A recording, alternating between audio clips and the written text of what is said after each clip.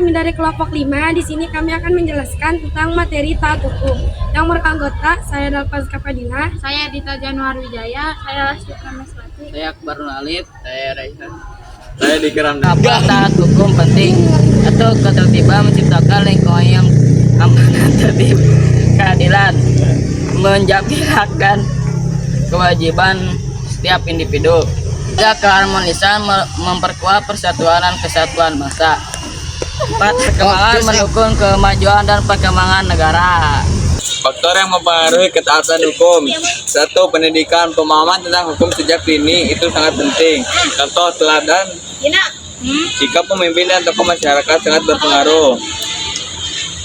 Penegakan hukum, keadilan dan konsistensi dalam penegakan hukum. Kesadaran hukum, pemahaman bahwa hukum dibuat untuk kebaikan bersama. Cara meningkatkan ketaatan hukum, pendidikan hukum melalui sekolah, media, dan kegiatan masyarakat. Tegakkan hukum yang tegas, tanpa pandang bulu dan sesuai dengan aturan yang berlaku.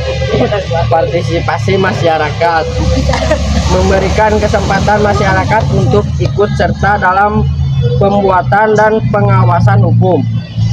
Transparansi, proses pembuatan dan pelaksanaan hukum harus terbuka untuk publik. Contoh tindakan taat hukum: membayar pajak, mengikuti peraturan lalu lintas, tidak melakukan tindakan kriminal, mengikuti hak-hak orang lain.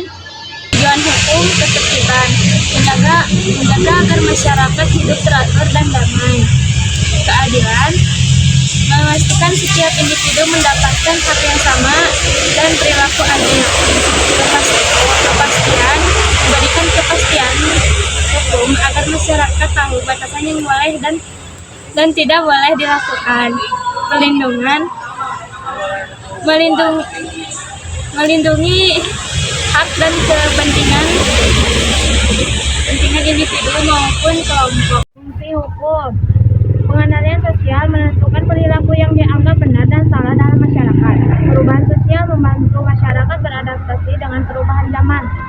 Pemecahan masalah, menyelesaikan konflik dan perselisihan antara individu dan kelompok. Membina persatuan, menyatukan masyarakat dalam satu tujuan bersama. Jenis-jenis sumber hukum: 1. Undang-undang.